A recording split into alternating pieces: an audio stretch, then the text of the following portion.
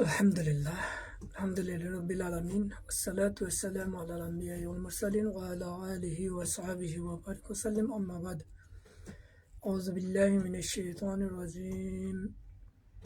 Bismillahir rahmanir rahim. وإذا كالهم أو وزنهم يخسرون এরশাদ হচ্ছে এবং তাদেরকে ওজন করে বা মেপে দেওয়ার সময় কম করে দেওয়া হয়। আল্লাহ যা বলেছেন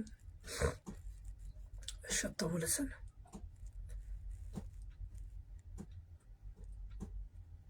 আমার প্রিয়জনরা, আসসালামু আলাইকুম রহমতুল্লাহি ওয়া বারাকাতুহু।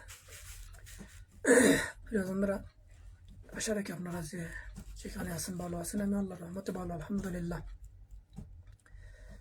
আমার প্রিয়জনরা, আমি সূরা আল মুতাফফিফিনের ৩ নং আয়াত তিলাওয়াত এবং তার শাব্দিক অর্থ পেশ করেছি।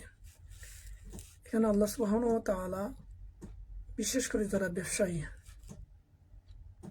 যারা ব্যবসা বাণিজ্য করেন, তাদের আচরণগুলো তুলে ধরেছেন, তাদের চরিত্রগুলো তুলে ধরেছেন। কিন্তু আমি ক্ষুদ্র মানুষ হিসাবে আমার ধারাবাহিক কোরআন অধ্যয়নের রীতি অনুযায়ী, মানে নিয়ম অনুযায়ী যে পড়তে আয়াতটাতে চলে আসছিলাম আর কি। তখন এই অধ্যয়ন করে যতটুকু বুঝলাম যে শুধু এই আয়াতের মধ্যে যদিও আল্লাহ সুবহানাহু ওয়া তাআলা ব্যবসায়ীদের কথা তুলে ধরেছেন, কিন্তু মূলত প্রত্যেক মানুষের প্রত্যেকটা বিষয়ের উপরে এখানে চলে আসে। মানুষের কথা ওজন থাকতে হবে, মানুষের আমানতদারির ওজন থাকতে হবে, মানুষের চলা আচার ব্যবহার, মানে যাবতীয় মানুষের দৈনন্দিন জীবনে যত কিছু আছে সব কিছুর ওজন থাকতে হবে। মানে কথা বলতে হইলে মেফেজুকে সঠিক কথা বলতে হবে। তো আমরা এই আয়াতের পারম্পরিক কোরআন পাকের আরও আয়াত এই সংক্ষিপ্ত ভিডিওর মধ্যে তুলে ধরার চেষ্টা করব ইনশাআল্লাহ। ওয়া তাওফিক ইল্লা বিল্লাহ, আলাইহি তাওয়াক্কালতু ওয়া ইলাইহি উনীব। এই আয়াতের মধ্যে আল্লাহ সুবহানাহু ওয়া তাআলা অন্যান্য আয়াতের তাফসীরগুলো তুলে ধরেছেন, অনেক কথাগুলো। কোরআন মাজিদের বিভিন্ন স্থানে ওজনে ও মাফে কম করার কঠোর নিন্দা এবং সঠিকভাবে ওজন ও পরিমাণ করার জন্য তাগিদ করা হয়েছে। এই বিষয়ে সূরা আনআমের বলা হয়েছে, ইনসাফ সহকারে পুরো ওজন ও পরিমাপ করো। আমি কাউকে তার সামর্থ্যের চাইতে বেশি জন্য দায়িত্বশীল করি না। আল্লাহু আকবার। এটা সূরা আল আনআমে আল্লাহ সুবহানাহু ওয়া তাআলা উল্লেখ করেছেন। আয়াত হলো 152। চেষ্টা করি সেই আয়াত। আল্লাহ সুবহানাহু ওয়া তাআলা অনেক লম্বা আয়াত, বেশ বড় আয়াত। তো আমরা তার শাব্দিক অর্থগুলোই দেখি আল্লাহ সুবহানাহু ওয়া তাআলা কি বলছেন। আল্লাহ বলছেন, আর তোমরা প্রাপ্তবয়স্ক না হওয়া পর্যন্ত এতিমদের সম্পদের দ্বারে কাছে যেও না, তবে উত্তম পদ্ধতিতে যেতে পারো। ওজন ও পরিমাপে পুরোপুরি ইনসাফ করো। প্রত্যেক ব্যক্তির ওপর আমি ততটুকু দায়িত্ব বোঝা রাখি যতটুকু তার সামর্থ্যের মধ্যে রয়েছে। যখন কথা বলো, ন্যায্য কথা বলো, চাই তা তোমার আত্মীয় স্বজনের ব্যাপারেই হোক না কেন। আল্লাহর অঙ্গীকার পূর্ণ করো। এই বিষয়গুলোর নির্দেশ আল্লাহ তোমাদের দিয়েছেন, সম্ভবত তোমরা নসিহত গ্রহণ করবে। আল্লাহু আকবার। প্রিয় আপনজনেরা, যে কথাগুলো আমি ভূমিকাতেই বলেছিলাম যে আমাদের কথার মধ্যে কি থাকতে হইব, মাফযুক থাকতে হবে, মানে ওজন থাকতে হবে। আজকে বড় আফসোসের সহিত এবং দুঃখের সহিত বলতে হয় যে আমাদের দেশের সর্বোচ্চ রাষ্ট্রীয় মর্যাদায় আসীনে বসেও যখন কথার কোনো মিল খুঁজে পাই না আমরা। সকালে কথা বললে একটা, বিকালে তা পরিবর্তন হয়ে যায়। মানে নিজের কথার কোনো ঠিক ঠিকানা নাই, কোনো মাপযোগ নাই। মানে মিথ্যার কতটুকু জঘন্য মৃত্যু হলে মানুষ এইভাবে কথার পরিবর্তন হয়, আমরা সেগুলা সোশ্যাল মিডিয়ার মাধ্যমে দেখছি। বর্তমান এই পরিস্থিতি নিয়ে আমাদের এই যে যেইভাবে হোক মানুষের বুট ছিনতাই করি হোক আর রাতের আধারই হোক আর এই যে সন্ত্রাস বাহিনী বা বিভিন্ন আইনশৃঙ্খলার বাহিনীর মাধ্যমেই হোক এই রাষ্ট্রীয় ক্ষমতা দখল করে রাষ্ট্রীয় আসনে বসে তো মিথ্যা কথার মানে কোনো ওজন নাই। যাই হোক প্রিয় বন্ধুরা, এরপরে আল্লাহ সুবহানাহু ওয়া তাআলা সূরা আল বনি ইসরাইলে ৩৫ নং আয়াতে এই বিষয়ে আবার আল্লাহ সুবহানাহু ওয়া তাআলা মানে উপস্থাপন করছেন যে আউযু বিল্লাহি মিনাশ শাইতানির রাজিম ওয়া আউফুল কাইলা ইযা কিলতুম ওয়াজিনু বিল কিসতিল মুস্তাকিম যালিকা খায়রুন ওয়া আহসানু তা'ওয়িলা ذلك خير وأحسن تأويلا।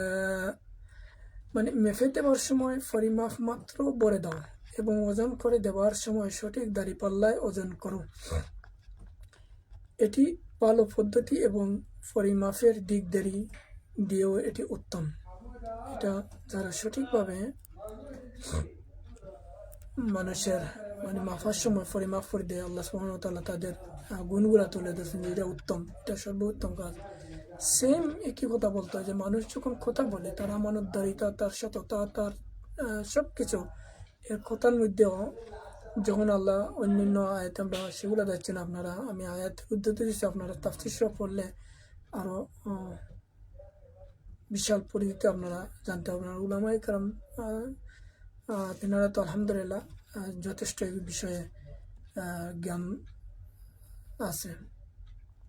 তো এই হলো যে আল্লাহ সুবহানাহু ওয়া তাআলা বিশেষ করে আমার এই ভিডিওটা যারা ব্যবসা বাণিজ্য ব্যবসার সাথে সম্পৃক্ত ব্যবসায়ী শিল্পপতিরা খুব মনোযোগ সহকারে করবেন। এই দুনিয়ায় আমাদের স্থায়ী কেউ থাকতে পারবো না, আখিরাত মুখে আমরা সবাই আল্লাহর কাছে হাজিরা দিতে হবে।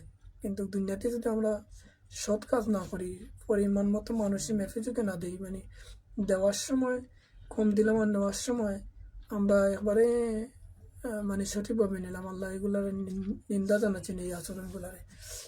এরপরে সূরা আল রহমানে আল্লাহ সুবহানাহু ওয়া তাআলা ৮ থেকে ৯ নং আয়াতে এই বিষয়ে উল্লেখ করেছেন। আসি আমরা সেই আয়াতগুলো জেনে নেই। আউযু বিল্লাহি মিনাশ শাইতানির রাজিম আল্লা তাতাগাউ ফিল মিজান, এর দাবি হলো তোমরা দাড়িপাল্লায় বিশৃঙ্খলা সৃষ্টি করো না। ওয়াকিমুল ওয়াজনা বিল কিসতি ওয়ালা তুহসিরুল মিজান, ইনসাফের সাথে সঠিকভাবে ওজন করো এবং ওজনে কম দিও না। ওয়াল আরদা ওয়াদাআহা লিল আনাম ওয়াল আরদা ওয়াদাআহা লিল আনাম, পৃথিবীকে তিনি সমস্ত সৃষ্টির জন্য বানিয়েছেন। আমার প্রিয়জনরা, অত্যন্ত গুরুত্বপূর্ণ এই আয়াতগুলো। এই যে কথা বললাম যে পৃথিবী শুধু মানুষের জন্য নয়, সারা সৃষ্টির জন্যই আল্লাহ বানাইছেন। তো এর জন্য আমরা মানুষ হিসাবে যদি সর্বশ্রেষ্ঠ, এই জন্য সব সৃষ্টির সাথে যেন আমাদের আচরণ যেন উত্তম থাকে, মানে ওজন সঠিক থাকে। আমরা একটা গাছ কর্তন গেলেও চিন্তা ভাবনা করি, অযথা মানে গাছ ফল এগুলো ছিঁড়ে ফেলার অধিকার আল্লাহ আমাদেরকে দেন নাই। একটা পশুকে মানে অনর্থক আমরা মারপিট বিভিন্ন ধরনের আমরা এগুলো করে থাকি। সব কিছু হলে যে আজকে পৃথিবীটা আল্লাহ সুবহানাহু ওয়া তাআলা দেখেন এই কথাগুলো যেমন কোনো মিল খুঁজে পাওয়া যাচ্ছে না। এরপরে রাষ্ট্রীয় প্রধান থেকে ধরে আমরা সাধারণ মানুষ থেকে ধরে আর আমরা যারা চাকরিজনিত আছি বিভিন্ন প্রতিষ্ঠানের সাথে, এই যে ওজনের কথা আল্লাহু আকবার, কি বলবো আর বলতে গেলেই যে অনেক ভিডিওতে, পূর্বের একটা ভিডিওতে বলছি, বলতে গেলে সত্য কথাটা বলা বড় কঠিন হয়ে যায়।